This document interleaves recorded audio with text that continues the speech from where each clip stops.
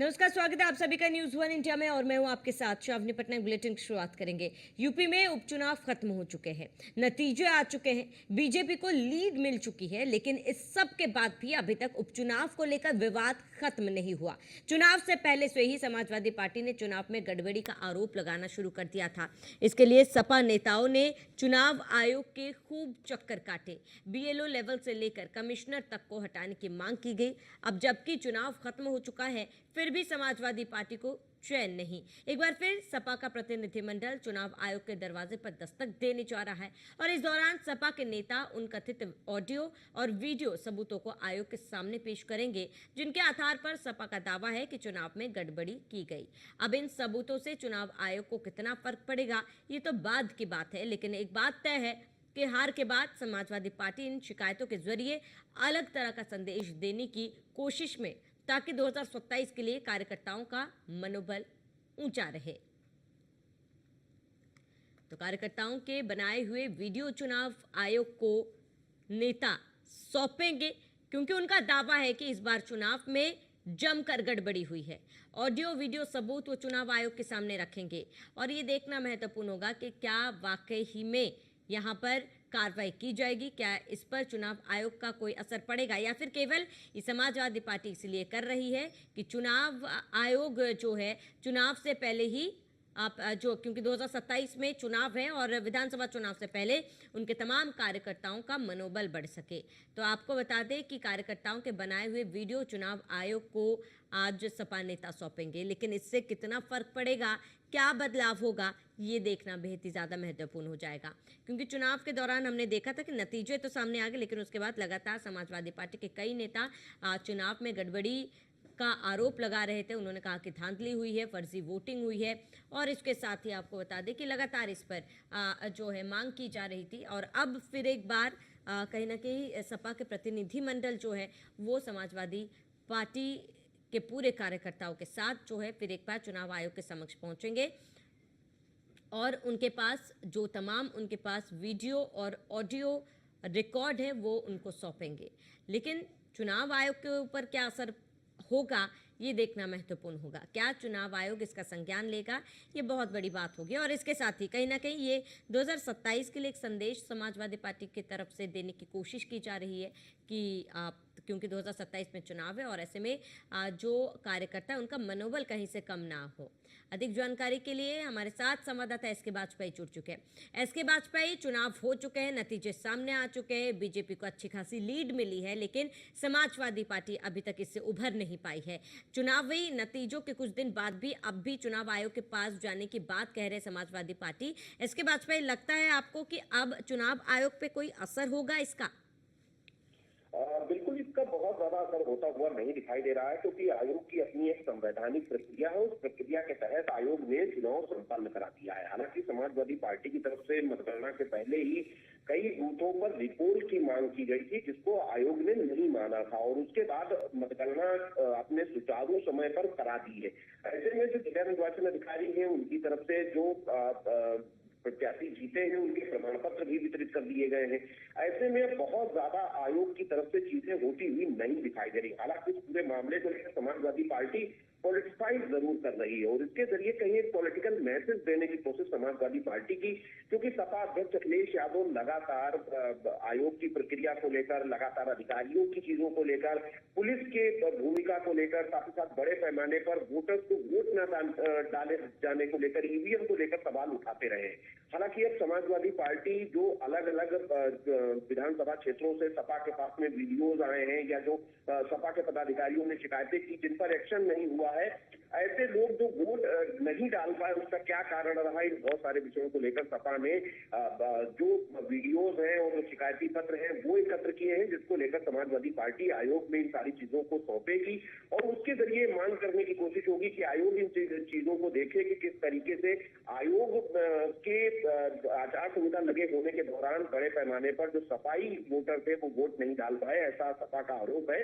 तो इन बहुत सारे विषयों को लेकर समाजवादी पार्टी ये जो साक्ष्य है वो आयोग को सौंपेगा। देखना यह है कि पूरे मामले को लेकर आयोग क्या कुछ करता है। बिल्कुल एस के वाजपेयी आप आयोग इस पर क्या संज्ञान लेता है ये देखने वाली बात है। लेकिन एक और बहुत बड़ा सवाल है, क्योंकि जिस तरीके से नतीजे सामने आते हैं अक्सर आप ये देखा जाता है कि कभी ईवीएम पर ठिकरा फोड़ा जाता है, तो कभी धांधली का आरोप लगाया जाता है, तो कभी फर्जी वोटिंग का भी आरोप लगाया जाता है। एक बार फिर वही चीजें की जा रही है विपक्ष की तरफ से। आपको लग रहा है कि क्या विपक्ष ये सिर्फ इसीलिए कर रही है क्योंकि आगे 2027 में चुनाव है? बिल्कुल समाजवादी पार्टी 2027 को ध्यान में रखकर ही ये सारी रणनीति बना रही और उसी के तहत आगे बढ़ रही, क्योंकि वजह है कि समाजवादी पार्टी जानती है कि उत्तर प्रदेश से लेकर केंद्र तक भारतीय जनता पार्टी की सरकार है। तो ऐसे में कहीं न कहीं इन चीजों के जरिए इस पर दबाव बनाए रखा जाए ताकि आने वाले चुनावों में इस तरीके की तस्वीरें सामने ना आए। और समाजवादी पार्टी कहीं न कहीं अपना जो मैसेज है वो भी अपने वोटर्स को देना चाहती है कि वो वोट जरूर करने जाएं, भले ही किसी तरीके की दिक्कतें हो, शासन प्रशासन में शिकायत करें और अपने वोटिंग के अधिकार के प्रति पूरी तरीके से जागरूक रहे। ये एक मैसेज देने की कोशिश भी समाजवादी पार्टी अपने वोटर्स को कर रही है इन सब कार्यक्रमों के जरिए। हालांकि इसका फायदा क्या होगा जब 2027 में विधानसभा के चुनाव होंगे, तब ये देखना होगा कि समाजवादी पार्टी के वोटर्स पर इन चीजों का कितना फायदा पड़ता है और क्या 2024 जैसी परफॉर्मेंस समाजवादी पार्टी 2027 में भी बरकरार रख पाती है। हालांकि अभी की जो परिस्थितियां हैं उसके अनुसार समाजवादी पार्टी बहुत ज्यादा बेहतर परफॉर्म नहीं कर पाई है और आगे के लिए कहीं न कहीं चुनौतियां समाजवादी पार्टी के लिए जरूर है। ऐसे में समाजवादी पार्टी की तरफ से ये कोशिशें की जा रही हैं ताकि आयोग को भी एक मैसेज रहे और समाजवादी पार्टी के वोटर्स में भी एक मैसेज रहे, वो हतोत्साहित ना हो कि समाजवादी पार्टी लगातार इन चीजों को लेकर आयोग में शिकायतें कर रही है। बिल्कुल एस के वाजपेयी आप कहीं ना कहीं ये इसीलिए भी किया जा रहा है कि ताकि कार्यकर्ताओं का मनोबल जो है वो कम ना हो। लेकिन एस के वाजपेयी आपको क्या लगता है कि अभी तक क्योंकि चुनावी नतीजे आ चुके हैं और समाजवादी पार्टी इन नतीजों को डाइजेस्ट क्यों नहीं कर पा रही है? बिल्कुल, क्योंकि अगर हम देखें तो जिन सीटों पर ये चुनाव हुआ है, इन 9 में 4 सीटें समाजवादी पार्टी की थी और 5 सीटें भारतीय जनता पार्टी और उसके सहयोगियों की थी। तो ऐसे में सपा के लिए चुनौती जरूर थी कि ऐसे समय में जब प्रदेश से लेकर केंद्र तक भारतीय जनता पार्टी की सरकार हो, ऐसे में अपने गढ़ को बचाए रखना, बावजूद इसके समाजवादी पार्टी कुदरकी और कटहरी जैसी सीटें नहीं बचा सकी। और जहां तक सीसामऊ या फिर करहल सीट का सवाल है, वहां पर भी समाजवादी पार्टी अपेक्षित जो जीत का अंतर था वो नहीं पूरा कर पाई। बीजेपी ने उनको कड़ी टक्कर उन दोनों सीटों पर भी दी है। तो समाजवादी पार्टी को कहीं न कहीं लग रहा है कि उसके गढ़ में भारतीय जनता पार्टी लगातार मजबूत होती जा रही है। तो ऐसे में इन तरीके के प्रयासों से कोशिश की जाए कि जो उसके वोटर्स हैं वो जुड़े रहें और वो वोट देने जरूर जाएं। अगर कोई दिक्कतें हैं तो वो समाजवादी पार्टी को बताएं और इसके जरिए से ये बहुत सारे मैसेज देने की कोशिश जरूर समाजवादी पार्टी कर रही है। बिल्कुल एस के वाजपेयी आप जाहिर सी बात है अब जो जब जैसे नतीजे सामने आ चुके समाजवादी पार्टी की तरफ से हाथ पैर मारना लाजमी है। लेकिन आपको क्या लगता है, क्योंकि देखिए अब अगर चुनाव से पहले की बात की जाए तो एक नारा जो मुख्यमंत्री योगी आदित्यनाथ ने दिया था, बटेंगे तो कटेंगे का नारा जो है हर और काम किया है। केवल उपचुनाव में ही नहीं, महाराष्ट्र की भी बात कर ली जाए और इसके साथ ही आप अगर झारखंड की बात कर लीजिए, हर और इसका असर तो देखा गया था। लेकिन अब कहीं ना कहीं विपक्ष इसकी काट निकालने में जो है सक्षम रही है। यही एजेंडा जो है क्या बीजेपी आगे 2027 में भी लेकर जाएगी, जिसकी काट निकालना विपक्ष के लिए मुश्किल होगा इसके वाजपेयी? बिल्कुल, अगर हम देखें तो इन चुनाव परिणामों के तुरंत बाद मुख्यमंत्री योगी आदित्यनाथ ने प्रेस कॉन्फ्रेंस की थी और अपने इसके बाद में मैं लौटूंगी आपके पास। अब बने रहिए हमारे साथ सपा प्रवक्ता डीपी यादव जुड़ चुके। डीपी यादव जी, आपका बहुत बहुत स्वागत है। डीपी यादव जी, चुनावी नतीजे आ चुके हैं लेकिन अभी भी समाजवादी पार्टी कहीं ना कहीं नतीजों को डाइजेस्ट नहीं कर पा रही है। चुनाव आयोग के पास फिर एक बार प्रतिनिधिमंडल जाएगा, आपको लग रहा है इसका असर होगा? देखिए, निश्चित रूप से जिस प्रकार से उत्तर प्रदेश में विधानसभा के उपचुनाव हुए और कहीं न कहीं भारतीय जनता पार्टी के डबल इंजन की सरकार ने सरकारी मशीनरी का दुरुपयोग करते हुए इन चुनाव को अपने पक्ष में करने का काम किया, ये जनता के जनादेश का कहीं न कहीं जो है उसका मान मर्दन है, उसके साथ विश्वासघात है। जिस प्रकार आप देखिए तस्वीरें आ रही थी आपके टीवी चैनल के माध्यम से, तमाम टीवी चैनलों पर दिखाया गया कि किस प्रकार से मतदाताओं को उनके मताधिकार को वंचित करने का षड्यंत्र किया गया। पुलिस अधिकारी उनको कहीं न कहीं पिस्तौल के बल पर जो है मतदान करने से रोक रहे थे। तो क्या ये दुखद और दुर्भाग्यपूर्ण नहीं है? लोकतंत्र के लिए खतरनाक विषय नहीं है?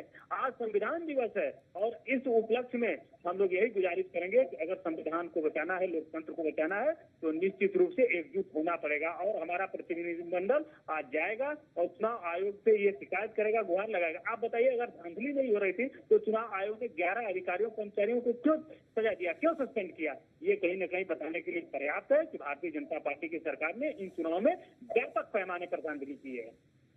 डीपी यादव जी, आप बोल रहे हो कि इकट्ठा होना पड़ेगा, एक साथ आना पड़ेगा। इससे पहले क्या आप लोग इकट्ठे नहीं थे क्या? नहीं, इकट्ठे थे सब लोग।